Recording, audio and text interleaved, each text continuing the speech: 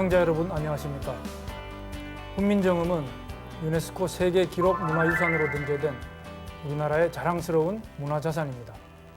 지난 연말 세계 환단학회에서 인하대학교 남창희 교수팀은 세조의 상고사서 수고령이 세종대왕의 훈민정음 반포에 반대한 유학자들의 사대주의적 세계관 때문이라는 발표를 해서 학계의 주목을 받은 바가 있습니다. 오늘 이 시간은 발표자 두 분과 관련 전문가 한 분을 모시고 그러한 연구 결과를 도출하게 된 과정과 의미를 짚어보는 시간을 마련하였습니다. 안녕하십니까? 네, 안녕하십니까? 네, 오늘 세 분 전문가를 모시고 재미있는 이야기를 풀어보게 된 것을 기쁘게 생각합니다. 자, 남 교수님과 정 소장님께서 두 분이 이제 발표자신데요. 저도 이제 작년에 발표하신 그 논문을 이렇게 자세히 재미있게 읽어보았습니다. 네. 먼저 이렇게 이 세조가 사설을 이렇게 수거하도록 명령을 내렸다. 그것이 이제 수서령이다 이렇게 얘기를 할 수가 있는데요. 이것을 조금 더 시청자들이 알 수 있게 설명을 좀 부탁드리겠습니다. 네, 우선 우리 조선왕조 실록에 대해서 말씀을 드리고 싶은데요. 우리 실록은 뭐 중국이나 베트남의 실록에 비해서 아주 시시콜콜한 내용을 잘 기록을 해놔서 그 사료적 가치가 높게 평가가 되고 있거든요. 그것 때문에 이제 1997년에 세계 기록 문화유산으로도 등록이 된 상당히 그 인정받는 자료입니다. 근데 그 조선왕조 실록에 의하면 세조 3년 1457년에 팔도 관찰사들한테 요새로 치면 이제 도지사죠. 이 몇 권의 책들을 수거하라는 명령이 내려졌습니다. 그 책들이 고조선 비사, 대변설, 조대기, 표운 내지 표운천사, 그리고 삼성밀기, 삼성기 등 이런 책들을 민간에서 소장해서는 안 되고 이 자진해서 조정으로 진상을 해라 그런 명령이 있었거든요. 그리고 이 명령은 책 수는 좀 줄어들지만 예종, 성종 때까지 집요하게 이러한 그 수거령이 내려집니다. 그래서 우리 팀은 도대체 이 책들이 무슨 책이길래 이렇게 집요하게 이 수거를 명령했을까 하는 의문을 갖고 연구를 해봤고요. 뭐 다시 말씀드리자면은 특정한 책들을 세조부터 성종까지 일종의 금서로 지정한 겁니다. 네, 말씀을 듣고 보니까 세조부터 성종까지 3대에 걸쳐서 집요하게 사서 수거령을 내렸다. 이제 그렇게 정리를 할 수가 있는데요. 네. 자, 이 수거령에 내린 그 책들을 보면 고조선 비사라든지 뭐 대변설, 조대기 이제 굉장히 낯선 그런 책들입니다. 우리 학교에서 배워보지 못한 그런 책인데요. 이걸 다시 잠시 더 설명을 좀 부탁드리겠습니다. 네, 저희가 좀 조사를 해보니까는요 두 가지 성격으로 나눠지더라고요. 우선 대변설, 표운천사라는 이름의 책들은 이 우주론과 인간론에 대한 내용들을 주로 담고 있고요. 네. 그리고 고조선 비사, 조대기, 삼성기 뭐 이런 내용들은 상고 역사서의 성격을 갖고 있습니다. 예. 지금 뭐 하여튼 우리가 굉장히 낯선 책인데요. 이런 역사책들이 실제로 존재했었다. 그런 말씀으로 이렇게 정리할 수가 있고 고조선 비사하면 이제 우리가 고조선의 어떤 그런 그 비밀스러운 역사를 담고 있는 그런 책이다. 뭐 이렇게 생각할 수가 있고요. 삼성기 하면 환인한웅 단군의 그러한 역사다. 이렇게 생각할 수가 있는데 이 조대기가 좀 낯선 책 같아요. 조대기. 우리 지향미 선생님은 이걸 어떻게 설명을 해 주실 수 있을까요? 네, 조대기라는 책은 현재 전해지지는 않고 있습니다. 근데 조선왕조 실록에 보면 세조 때까지만 해도 민간에서 볼 수 있었던 걸로 알고 있고요. 네. 뭐 조대기를 수거해서 이제 불태웠다는 그런 기록은 없는 걸로 봐서는 아마 임진왜란 전까지는 왕실 서고에 이 책이 보존되지 않았을까 그렇게 네. 생각이 됩니다. 그 내용에 대해서는 전해지는 바에 의하면은 한일 시대부터 대진국 즉 발해까지의 기록을 한 역사책으로 알려져 있고요. 대진국이 멸망하면서 그 왕자였던 대광현이 그 책을 가지고 전했다고 하는 그 기록이 있습니다. 네, 이 조대기는 그러니까 정리하면 우리가 이제 흔히 발해라고 알고 있는 이 대진국, 이 대진국의 왕자인 대광현이 우리에게 전해주었다. 뭐 이렇게 정리할 수 있습니까? 예. 예. 그렇죠. 예. 예. 그런데 이 조대기라는 책의 출처를 제가 이제 규원사화에서 이렇게 비롯되었다라고 이렇게 알고 있거든요. 이 규원사화는 또 어떤 책인지 좀 설명이 좀 필요할 것 같습니다. 남 교수님께서 좀 말씀 좀 해주시죠. 네, 이 시청자들께서 이 지금 조대기, 뭐 규원사화 생전 처음 들어보는 책 이름이 자꾸 나오니까 좀 상당히 당황하실 것 같은데 그만큼 우리 국사학계가 국민들한테 이런 사서가 존재한다는 사실을 숨겨왔다는 사실을 방증한다고 생각합니다. 네. 이 이제 규원사화가 이제 조대기를 이제 그 참고했다는 내용들이 이제 그 나오는데요. 우선 그 규원사화라는 책은 1675년에 네. 부계자라는 인물이 썼고요. 그 안에는 47명의 단군의 이름하고 그 치적이 상세하게 기록이 되어 있습니다. 그런데 규원사라는 책은 고려 말에 이명이라는 학자가 쓴 진역유기를 참고했다라는 내용이 있고, 네. 그리고 또 이 진역유기는 아까 얘기하신 대광현이 가져온 조대기를 참고했다라는 내용이 있으니까 결국은 조대기에 있는 내용이 규원사화에 현재 전해지고 있는 거죠. 네. 그러니까 이제 다시 한번 정리하면 조대기는 진영유기, 고려 말에 나온 진영유기의 저본이 되었고, 네네. 또 이 진영유기는 조선 중기에 나온 규원사화의 저본이 되었다. 그렇게 뭐 정리할 수가 있겠네요. 자, 그런데 이 규원사화도 뭐 사실은 이제 많이 이렇게 말이 많은 그런 책 중에 하나인데, 이게 이제 조선 중기 때 나온 책으로 그렇게 알려져 있습니다. 정 소장님, 네. 이걸 뭐 분명히 그렇게 얘기할 수 있습니까? 조선 네. 중기에 나온 책이다 이렇게. 네, 맞습니다. 우리 국사학계에서는 규원사화 그러면은 몸서리를 치면서 금기시하는 그런 경향이 있는데요. 네. 1972년도에 고서 심의위원회에서 규원사화를 정밀 분석을 해봤습니다. 그랬더니 고려 2조 중기에 나온 책이라고 하는 것이 확실히 판정이 돼서 발표가 됐었죠. 근데 지금 이제 주류 사학계에서 규원사화를 싫어하고 그 금기시하는 이유가 제가 보기에는 세조 때 훈구 대신들이 조대기를 백성들이 보지 못하게 뺏은 이유와 상통된다고 그렇게 얘기해집니다. 그 자세한 내막은 자담의 후반부에 가서 자세히 설명을 드리겠습니다. 예, 이게 뭔가 뭐 이렇게 새로운 비밀 같은 게 이렇게 나올 것 같습니다. 자, 이게 수서령의 대상이 된 이러한 책들은 현재 이렇게 원본은 전해지지 않고 있죠. 그러나 이제 그러한 그 책이 인용되었다라고 하는 사실이 태백일사의 분명한 그러한 기록으로 이렇게 남아 있는 것이 이제 천만다행인데요. 자, 이 태백일사가 이제 또 한번 그 설명이 필요한 굉장히 중요한 책 같습니다. 네. 이 태백일사라는 책은 일반적으로 그 시청자들께서 잘 모르실 텐데 인류의 고대사의 진실을 밝혀내는 책 환단고기에 합본되어 있는 책입니다. 근데 이 책은 중종 때 찬수관 벼슬을 지냈던 이맥이 저술한 책인데요. 태백이란 말은 우리나라를 지칭하는 말이고 일사라는 말은 잃어버린 역사라는 뜻이죠. 찬수관 벼슬은 왕조 실록을 편찬하는 직책인데 이 사람들은 왕실 서고에 자유롭게 출입할 수 있는 그런 특권이 있었습니다. 그리고 이맥은 중종과 외가 쪽에 친척이 돼서 어렸을 때부터 아주 친밀한 관계였다고 해요. 신하들이 본래 임금과 신하와 독대를 할 때 사관이 없이 독대를 하게 되면은 그것이 이제 국법에 어긋난다고 해서 그 비판했던 사례도 있었다고 합니다. 네. 이런 이야기는 그 행촌 학술문화원에서 고성희 씨 문중 어른들과 인터뷰할 때 그때 들었던 얘기입니다. 근데 놀라운 것은 이 이맥 선생의 고조 할아버지가 고려 말 때 단군세기를 쓰신 또 단군세기와 태백진운을 쓰신 문화시중 이암 선생입니다. 네, 뭐 말씀을 들어보니까 조금 감은 잡히는데 조금 더 자세하게 남 교수님께서 한번 네, 설명해 주시죠. 이 태백일사를 우리가 이야기하는 이유가 이렇습니다.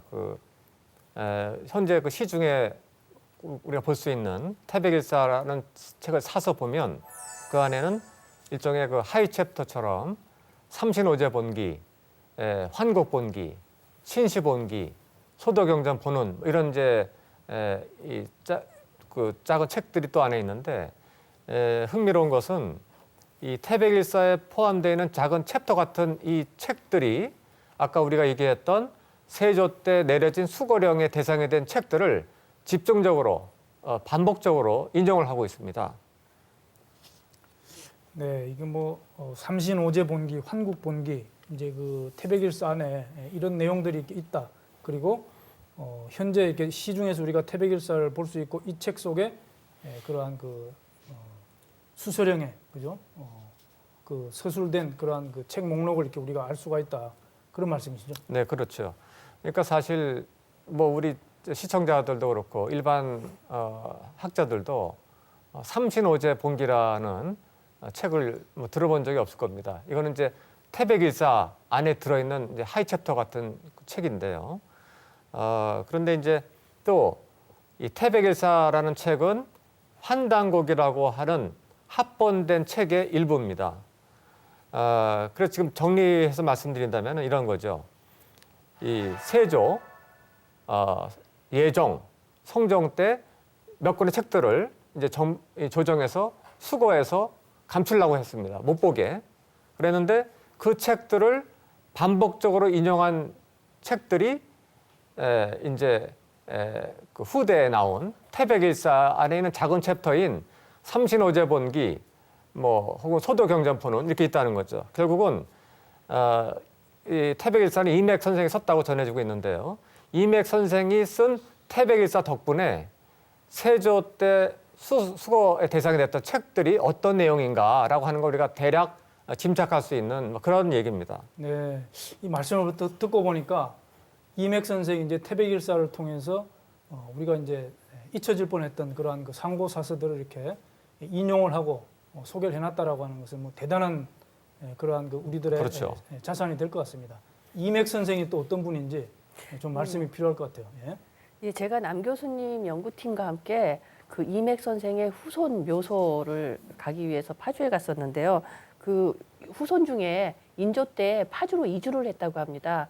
그 이유가 그 한성 판윤벼슬까지도 했었는데 굳이 서울을 떠나서 파주로 이주를 한 이유가 그 행촌 이암 선생이 그 잃어버린 역사를 잘 지켜야 된다는 예. 그 유지를 받들고 그 행촌 이암 선생의 묘소를 잘 돌보기 위해서 일부러 이주를 했다고 합니다. 그런 거 보면 굉장히 그 역사 복원에 굉장히 그 의지가 다 아주 튼실했던 그런 집안이었던 것 같고요. 행촌 이암의 현손자, 즉 그 손자의 손자인 그 이맥 선생이 아니었으면 세조 시대 때 수거됐던 그 책들이 무슨 내용, 이름만 알려져 있지 무슨 내용인지 우리가 전혀 알 수가 없었을 겁니다. 그런데 그 이맥 선생이 그 잃어버린 역사를 다시 그냥 보존해야 된다라는 복원해야 된다 그것 때문에 몰래 그 왕실 서고를 출입하면서 비밀리에 그거를 기록을 하고 정리해서 또 집안에서 계속 전해 내려와 가지고 오늘날 우리가 그 내용을 짐작할 수 있게 되는 그렇죠. 계기가 됐습니다. 비밀의 문을 열어준 사람 같은 거죠. 예, 그런 네. 거죠. 그러니까 그 고성희 씨 후손들이 파주로 이사 간 것이 네. 그 강 건너에 있는 행촌 이암 선생의 묘소를 지키겠다는 그런 예, 뜻도 있었나요? 그렇죠. 그렇게 예. 얘기 들었습니다. 네, 뭐 말씀을 들어보니까 이제 이맥 선생은 찬수관 벼슬을 하면서 왕실 그 서고를 자유롭게 드나들면서 이제 그러한 상고사서 수서령을 통해서 거두어들인 그러한 사서들을 자유롭게 보고 그 책에 있는 내용들을 태백일사로 다시 이렇게 정리를 하면서 그 책들을 이렇게 충분히 인용을 했다. 그런데 이제 이것이 굉장히 비밀스럽게 진행된 이유는 이것이 굉장히 위험한 일이었다라는 거죠. 그렇죠. 네. 그리고 이제 그 당시는 어떤 유교 질서가 지배한 그런 사회였기 때문에 이제 이런 것들이 이제 금지가 된 건데요. 이것이 이제 발각이 되는 날에는 멸문의 화까지 당할 수 있는 그런 굉장히 위험한 일이었을 텐데, 하여튼 이맥 선생은 그런 것을 무릅쓰고 우리들에게 역사를 전해주고자 했던 뭐 그런 깊은 뜻이 오늘날 우리가 볼 때도 큰 교훈이 되는 것 같습니다. 네, 그렇습니다. 예, 그렇습니다. 자, 그런데 말이죠. 이게 궁금한 게 왜 이런 책들을 읽지 못하게 금지를 했냐? 바로 그 부분이거든요. 네, 그게 이제 오늘 우리 이 자담의 목적이라고 볼 수 있습니다. 저는 이제 정책이 전공이고 이제 공공정책을 연구하기 때문에 정부가 이제 어떤 정책을 내릴 때 그 배경이나 요인을 이제 분석을 많이 하거든요. 이 특정한 책들을 민간에서 보지 못하게 했다고 하는 것은 어떤 정보를 차단했다는 의미입니다. 혹은 어떤 사상이 유포되는 것을 차단하고자 했다는 거죠. 이거 하나 이제 정책이기 때문에 이걸 분석을 여러 가지 방법론을 통해서 할 수 있는데 저희가 한 2년간 조사를 해봤더니 대략 한 2가지로 압축이 되게 분석이 됐습니다.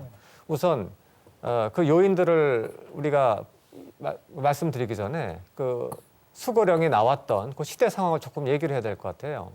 우선 1453년 수양대군이 이제 개유정난을 일으킵니다. 김종서를 죽이죠. 그러면서 사실상 실권을 차지합니다. 그리고 2년 뒤에 결국은 이제 단종을 폐위시키고 자기가 왕이 됩니다. 그리고 이제 1년 후에 그거를 이제 부당하게 엮인 이제 그 신하들이 이제 그 일종의 그 다시 단종 복위 운동을 하다가 처참하게 이제 처형이 됩니다. 거기를 우리가 이제 사육신 사건이라고 알고 있죠. 그러고 나서 이듬해 1457년 수서령 명령이 내립니다. 이 말씀 뭐냐면은 수서령이 내려진 것하고 이 모종의 충격적인 사건, 정통성의 위기가 이 조정에 있었는데 이 사건하고 상당히 밀접한 관련이 있을 거다라고 우리가 추정을 해보고 분석을 해본 겁니다. 그랬더니 역시 상당한 이유가 있었는데 결국 뭐냐면은 이 사육신의 탄압 과정에서 또 처형 과정에서 이 심각한 정통성 위기가 이 수서령을 내릴 수밖에 없었던 모종의 관계가 있다라고 하는 얘기입니다. 네, 그 말씀을 들어보니까 아주 굉장히 재밌는 무슨 이야기가 있을 것 같은데요. 우리가 이제 그 사극 TV 드라마 같은 걸 이렇게 보더라도 사육신 같은 것을 이제 흔히 우리가 많이 접했을 텐데요. 우리가 알고 있던 그런 그 사육신의 그런 이야기 이면에 사실은 이렇게 세조의 사서수거령이라고 하는 그런 그 잘 알지 못하는 이런 이야기가 숨어 있다 이렇게 봐도 되겠습니까? 모종의 관계가 있다는 그렇죠. 거죠. 그 지금 방금 말씀하신 이 사육신묘는요. 지금도 우리 국민들께서 서울 노량진역에서 내려서 가보시면은 사육신 묘소하고 무덤하고 사당이 있습니다. 근데 그 당시 이제 처형됐던 충신들이 있고 살아남은 분들이 있어요. 김시습, 남효원 이런 분들, 이런 사람들이 이제 훗날 생육신으로 이제 분류를 했죠. 근데 그 생육신 중에 김시습이 그 위험을 무릅쓰고 이렇게 시신을 수습을 해서 노량진에다 묻어준 겁니다. 그게 지금까지 남아 있는 거거든요.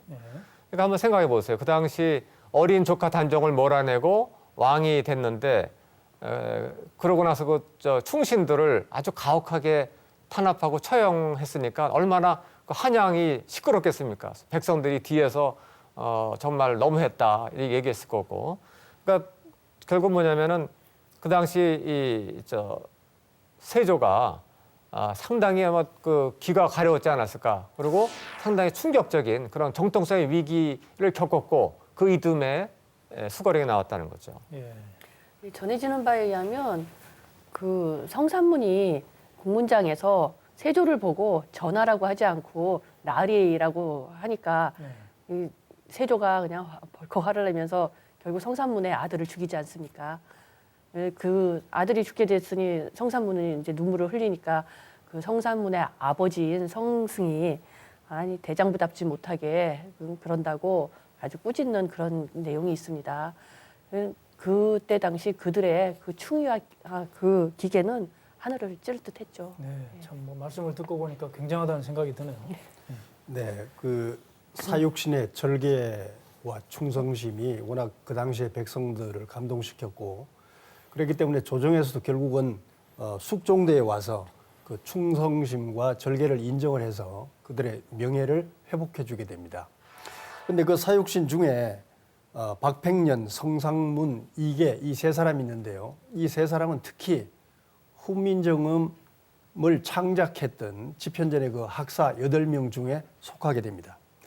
그러니까 세조가 그 당당하게 세조의 왕권에 당당하게 맞서는 그 사육신들의 충의심의 이면에 있는 그들이 가지고 있었던 철학적 어떤 사상 거기에 대한 두려움을 당연히 느꼈으리라고 그렇죠. 또 생각이 역사관도 됩니다. 포함되고요. 네. 네. 네. 네, 그러면 그 사육신들의 어떤 그런 그 충성심의 배경이 된 그런 역사관 이것이 이제 수서령과 직접적인 관련이 있다 그런 말씀이십니까? 네, 그렇죠. 세조가 왕위에 오를 때 아까 남 교수님께서 말씀하셨듯이 계유정난을 일으키고 또 그 다음에 단종을 폐위시키고 그랬기 때문에 도덕적으로 큰 상처를 입었죠. 명분을 잃었습니다, 사실은. 그러다 보니까 유생들이 많이 반발을 했고 그래서 이제 정통성의 위기에 몰리게 되니까 세조는 그 위기를 모면하기 위해서 세조의 그 훈구 대신 중에 한명회의 친척 중에 한화기라는 사람이 있었어요. 근데 이 사람의 누이가 두 사람이나 명나라의 황실에 황제의 후궁으로 가 있었습니다. 그래서 그 인맥이 명나라에 두텁게 있었기 때문에 그 사람을 이용을 해서 명나라의 지지를 받으면서 정통성의 위기를 모면하려고 했죠. 그러다 보니까 조선 왕조는 이제 사대주의를 국시로 해서 스스로 이렇게 제국으로 낮췄던 그런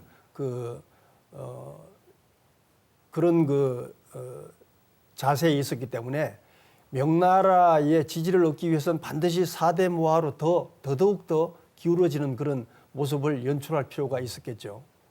그래서 세조와 측근 공신들은 그 사대모하로 기울어지면서 더더욱 더 사대모하의 정면으로 반대하는 그런 학자들이 생겨날 수 있는 토양, 그것을 없앨 필요를 아마 절실히 느꼈을 것입니다. 그렇게 해서 나온 것이 수서령이라고 생각이 됩니다. 네, 이게 뭐 말씀을 정리해 보니까 세조가 이제 어린 조카 단종을 몰아내고 정권을 잡으면서 자기에게 이제 몰아닥친 그런 그 정통성의 위기 이런 여러 가지 그 일련의 사건 어려움을 겪으면서 자기에게 이렇게 저항을 했던 그러한 그 사육신의 그 사상 기반이 되었던 그러한 역사서들을 이렇게 다 제거할 그런 필요가 있었다. 뭐 그런 식으로 이렇게 우리가 정리할 수가 있겠네요. 수서령이 나온 배경을. 그렇습니다. 자, 그런데 이 혹자들은요, 이러한 그 사서 수서령을 내린 이유가 세조가 동국 통감을 저수를 해서 우리 역사를 이렇게 제대로 밝히려고 한 그런 목적에서 된 것이다. 뭐 이런 이야기가 있단 말이에요. 이 부분에 대해서 어떻게 생각하십니까? 네, 그 이야기를 우리도 좀 정밀하게 검토를 해봤거든요. 그랬더니 조금 논리적으로 맞지 않는다라고 생각을 합니다. 우선 이 세조가 내린 그 수서령의 대상이 된 책들의 내용들은 대체로 보면은 상당히 이 자주적이고 그다음에 우리 민족사를 중국보다 앞서거나 대등한 걸로 표현하고 있는데 실제로 여러분들 동국통감을 읽어보시면은 사대모하를 강조하는 내용들이 있습니다. 네. 또 기자를 중시하고 그렇게 본다면은 세조가 내린 수서령의 대상인 책들의 그 콘텐츠 내용하고 동국통감의 내용이 전혀 이질적이고 다르거든요. 뭐 상반된다고 봐도 뭐 충분히 그럴 가능한 얘기입니다. 그렇다면은 그 동국통감을 쓰기 위해서 이 책들 수고했다는 내용은 좀 말이 안 되고요. 그리고 보통 역사책을 써라라고 명령을 내리고 나서 자료를 모으지 않습니까? 그런데 이 수서령이 내려진 이듬해부터 세조가 동국통감을 쓰라고 명령을 내리거든요. 그러니까 그것도 시기적으로 앞뒤 순서가 안 맞기 때문에 저희가 봤을 때는 그 이야기는 좀 교묘하게 이 수서령을 내린 배경을 호도하기 위한 그러한 좀 논리가 아닌가 뭐 그렇게 생각을 합니다. 오히려 그 동국통감을 쓰라고 지시한 것이 그 역사를 왜곡시키기 위한 하나의 수단이었다. 그렇게 저는 생각이 됩니다. 저는 그렇게도 볼 수 있다고 생각합니다. 저도 동감합니다. 예, 이게 이제 정리해 보면 동국통감은 사대모하를 오히려 중시했기 때문에 자주적인 어떤 역사관을 부르짖은 그러한 우리의 상고사서의 내용과는 전혀 맞지 않고 그렇죠. 그리고 동국통감을 쓰게 된 그 시기도 수서령의 어떤 그런 명이 내려진 그런 시기와 비교해 보면은 모순이다. 네. 그래서 수서령이 동국통감을 저술해서 우리 역사를 제대로 밝히기 위한 그런 목적에서 이루어진 것이다라고 하는 그런 주장은 잘못된 것이다 이런 말씀이죠. 그렇습니다. 자, 이 수서령의 또 다른 이유를 뭐 들 수 있겠습니까, 소장님?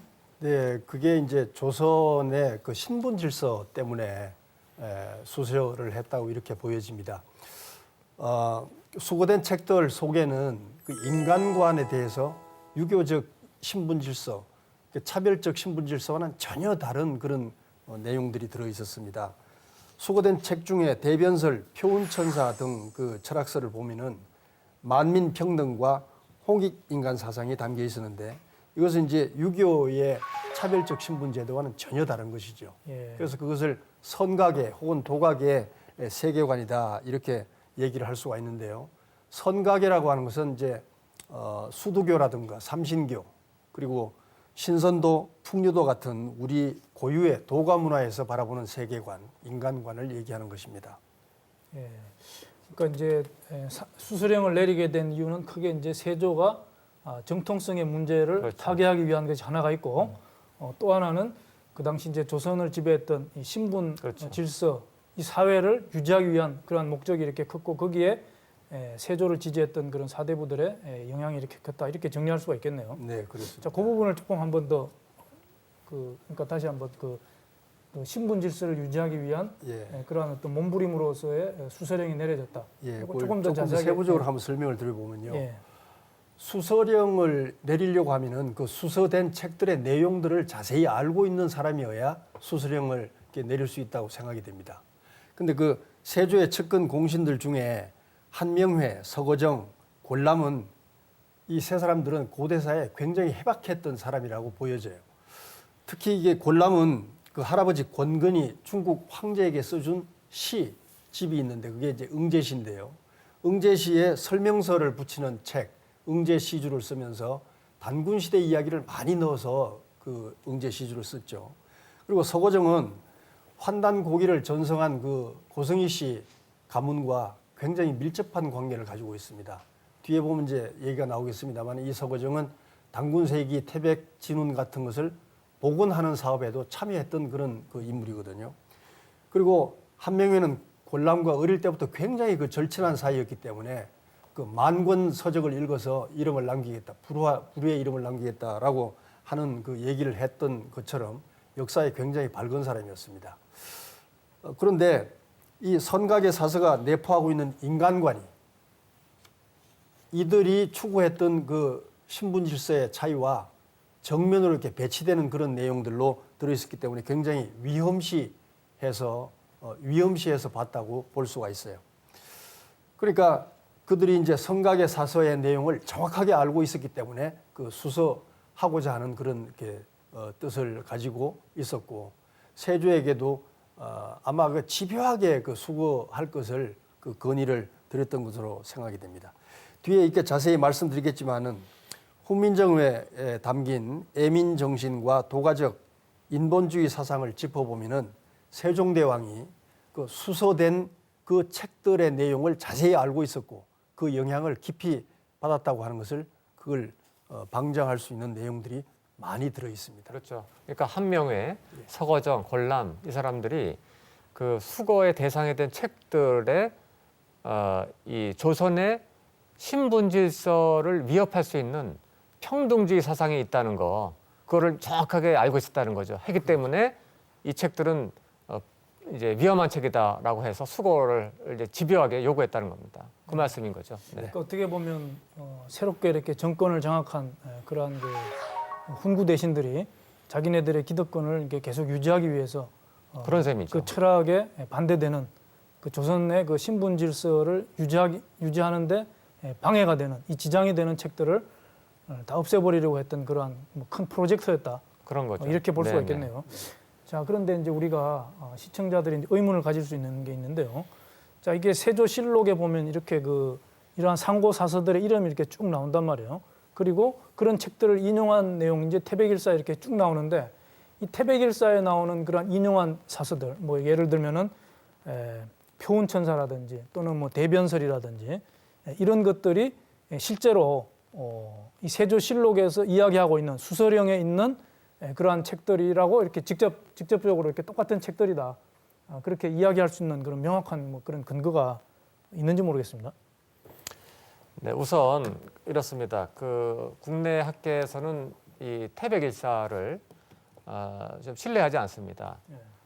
그 이유가 이 서지학적 근거가 약하다. 뭐 이런 이야기를 하고 있는데 저는 우선 그 서지학이라는 게 뭐냐면은 역사 사료 혹은 사서의 출처 그리고 필사본이나 판본의 시기와 변천을 이렇게 실증하는 일종의 이제 기술학문입니다.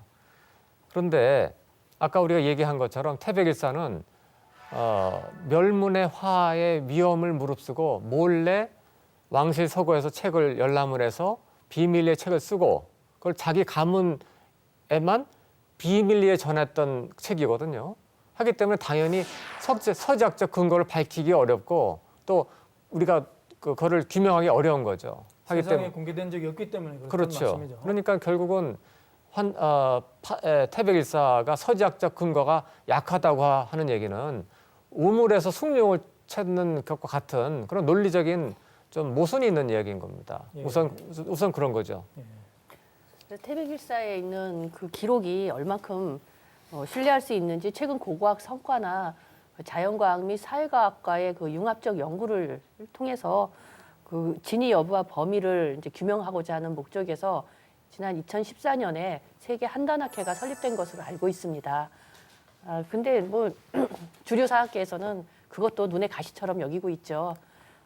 근데 이제 작년이죠. 2015년에 학술 대회에서 태백일사에만 있는 그 서부여 을하왕자의 일본 망명과 관련한 유적이 일본 오사카 을하신사에서 궁사와의 면담을 통해서 밝혀졌거든요.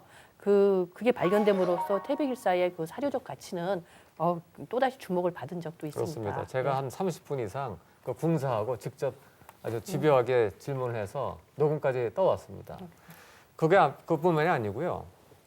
지금 환단학회가 이제 1년에 2번 학회를 하면서 과거에는 몰랐던 그 사료적 가치가 계속 연발해서 밝혀지는 이제 상태입니다. 2016년 금년 그 인하대학교에서 한중일 이제 국제 학술회를 했는데 일본 학자들이 그 이번에 지진이 난 구마모토 있지 않습니까? 구마모토 지역에서 고구려의 벽화가 많이 발견된다고 하는 이제 고분 발표를 했습니다. 그런데 기존의 그 어떤 사서로도 왜 구마모토 지역에 고구려 사람들이 살았고 이 무덤들이 나오는 걸 설명을 할 수가 없거든요. 그런데 이 태백일사에 보면은 주몽의 그 이제 측근 신화 중에 협보가 있지 않습니까? 고주몽을 말하는 거죠. 그렇죠. 고주몽 중에 신화 중에 협보가 뭔가 문제를 일으키고 도망가다가 규슈에 들어가서 이제 그 아소산 밑에 지금 구마모토 지역입니다. 다파라국이라고 하는 나라를 세웠다라고 하는 기록이 있거든요. 그게 환단고기에 나온다 이런 말씀이죠. 환단고기에만 그 기록이 있습니다. 네. 그래서 이와 같은 고고학적인 발굴 성과가 계속 나오면서 환단고기에 있는 사실들이 실제 사실을 얘기하고 있다라고 하는 점들이 계속 밝혀지고 있는 거죠. 그러니까 이제 다파라국이 규슈 지방에 있었고 그 다파라국은 고구려에서부터 온 사람들이 세운 국가고 그리고 그 지역에 고구려 고분 벽화들이 많이 발견되고 있다라고 하는 것은 환단고기의 기록을 사실적으로 증명하는 것일 수밖에 그렇습니다. 없다. 그렇게 정리할 수가 있겠네요. 그렇죠. 얼마나 많이 발견되면 그 구마모토 현에서는 현립으로 그 벽화 박물관을 아예 만들어서 네. 전시를 하고 있더라고요. 예. 네, 다시 이제 사회자께서 질문하셨던 내용으로 이렇게 돌아가 보면요. 지금은 사실 이 대변경이라든가 표운천사 같은 책들이 원본이 사라진 상태이기 때문에 태백일사에 인용된 그 책의 내용이 바로 그 수서령의 대상인 그 책들인지를 확인할 길은 없습니다. 그런데 태백일사를 이렇게 자세히 살펴보면은 조대기가 9번 인용되어 있고 대변경이 8번 인용되어 있습니다. 삼성밀기가 6번, 표운천사가 1번 인용이 되고 있는데 근데 이 태백일사라고 하는 책 자체가 환단고기에 합본되어 있습니다. 근데 이 환단고기라는 책은 1911년에 독립운동가였던 계연수 선생님이 전국 민간에 흩어져 있던 우리 고유의 고유 사설을 그걸 수거해서 합본해가지고 출판한 책이죠. 근데 계연수 선생은 당시에 1911년도 그때 조선 왕조실록을 볼 수 있는 위치에 있질 못했습니다. 현재 이제 인터넷 시대에서는 누구나 들어가서 이렇게 그걸 볼 수가 있지만은 그때는 그럴 수가 없었죠. 근데 그랬던 개연소 선생님이 어떻게 그런 그 책명이 있었다는, 조선 중계 초기에 있었다는 사실을 어떻게 알 수 있었을까요? 아마 그 가능성은 누가 생각하더라도 두 가지밖에 없을 거예요. 대변설이라든가 표운천사 같은 책을 직접 봤거나 아니면 그 책들이 인용되어 있는, 즉 태백일사 같은 책을 봤기 때문에 알 수가 있었다는 얘기죠. 그래서 그 책이 이렇게 수록되어 있는 그 합본된 환단고기를 만들어서 우리가 지금 보고 있는 것입니다. 네, 이제 뭐 말씀하신 걸 들어보니까 이제 환단고기 또는 태백일사를 믿을 수 없는 사람들의 그 이야기 중에 이제 운초 계현수 선생이 뭐 조작한 거 아니냐, 그런 이야기가 사실은 이제 있는데, 지금 말씀하신 걸 들어보면 운초 계현수 선생은 조선왕조실록을 볼 수 없었기 때문에 그렇죠. 네. 그것을 조작할 수 있을 가능성이라고 하는 것은 뭐 거의 없다, 뭐 그렇게 정리할 수가 있을 텐데요. 자, 그러니까 결론적으로 계현수 선생이 이 조선왕조실록을 보고서 쓴 것은 아니다, 뭐 우리가 이제 그렇게 확실히 정리를 할 수가 있을 것 같습니다. 그렇습니다. 예. 환단고기에는 태백일사의 서지학적 정보가 들어 있습니다. 계윤수 선생이 호남의 대학자 해학 이기 선생 집안에 내려오던 책을 그걸 이렇게 받았다고 합니다. 이기 선생은 이맥 선생의 후손입니다. 직계 후손입니다. 그러니까 이맥이 쓴 태백일사가 그 직계 후손 해학 이기에게 전해진 것을 계윤수 선생이 받아서 다른 책들과 합쳐서 환단고기로 목판본을 찍었는데 거의 대부분을 다 일본 경찰들에게 빼앗기고 한 권 남아있던 것을 이유립 선생이 가지고 월남을 해서 내려와서 70년대에 나온 것을 지금 우리가 보게 되는 것이죠. 예, 뭐 말씀을 듣고 보니까 태백일사, 이 숨겨진 역사라는 그 책 이름 그대로 이 책 자체의 어떤 그런 운명이 굉장히 기구하다. 그것을 또 이제 대한민국에서 많은 사람들이 부정하고 있는 이런 현실 이 자체도 기구하다. 뭐 이렇게 말할 수가 있을 것 같습니다. 네, 그렇죠. 그래서 사실은 저희도 그 환단고기의 그 사료적 가치를 또 확인하기 위해서 저희 팀이 실제로 작년에 만이산 중턱에 있는 단단학회를 직접 가본 적이 있습니다. 거기 가서 그 이유립 선생의 부인이죠. 그 신매 여사를 만나서 장시간 이렇게 인터뷰를 했습니다. 과연 진실을 이제 말씀하시는가? 그러면서 이제 여쭤봤죠. 그 밖에서는 일부 사람들이 환단고기는 이유립 선생이 창작한 거다라고 하는 이야기가 있는데 어떻게 생각하십니까? 라고 이제 여쭤봤더니 뭐 이렇게 답하시더라고요. 그거야 환단고기가 세상에 나오면은 난처해지는 사람들이 꾸며낸 얘기다라고 딱 잘라서 말씀하시더라고요. 그리고 계속 반복해서 말씀하시는 게 뭐냐면 그 남편이시죠. 이류 선생은 세 끼를 굶어도 하루 종일 큰 소리로 글을 읽는 그야말로 부인이 보기에도 선비 중에 선비였다. 그런 거짓말을 한 사람이 아니었다. 이런 얘기를 하셨어요. 예. 뭐 하여튼 뭐 저야 정황적으로 심정적으로 이제 다 뭐 이해가 가는데, 그래도 이제 일반인들이 객관적으로 볼 때는 뭐 아직까지 약간 증거가 이제 부족하다 이렇게 볼 수도 있고, 또 이제 이맥 선생이 후손 그 이기 선생에게 전한 이 책이 온전히 전해졌냐, 또는 그 운초 선생이 목판본으로 찍을 때 그것도 과연 제대로 이렇게 된 것인가, 뭐 그런 부분에 대한 뭐 의혹이 이렇게 조금은 남아 있을 수도 있을 것 같거든요. 그렇죠. 그것도 그렇습니다. 이 당군세기 같은 거 예를 들면은 이맥 선생 이 아버지 이지가 그 하도 많이 보다 보니까 닳고 막 이랬다는 거예요. 그래서 다시 필사를 해서 정리해서 보존을 잘 해라라고 할 정도로 그게 계속 가문에 내려오면서 망가지지 않겠습니까? 당연히 부분적으로 소실될 수도 있는 겁니다. 네. 그리고 또 필사하면서 오탈자가 나오고 당연한 거 아닙니까? 또 연도가 틀릴 수도 있고. 그리고 또 이 뭐 목판본으로 쓰면서 혹은 나중에 이 이룹 선생이 이제 가져온 걸 양정현 씨가 또 필사됐다는데 그런 과정에서 부분적으로 오류가 있을 수 있겠죠. 네. 하지만 그런 부분적인 오류가 있다고 그래가지고 이 책이 전체가 사료적 가치가 없다라고 하는 거는 그거는 침소봉대라고 하는 논리적 모순인 거죠. 예. 그런 그 침소봉대한 경향이 많더라고요. 그러니까 이제 부분적인 오류는 어느 책이나 있을 수 있는데 그것을 가지고 전체를 부정하면은 안 된다. 그런 그럼요. 얘기죠. 예. 그런 얘기 어디 세계 나가서 얘기하면은 예. 웃음거리밖에 안 됩니다. 그리고 전 이렇게 봅니다. 우리 지금 시중에 팔리고 있는 태백일사 환단곡의 일부죠. 이 태백일사의 그 진실성은 그 역사 사실관계를 이제 환단학회가 이제 검증하겠다 하는 거 아닙니까?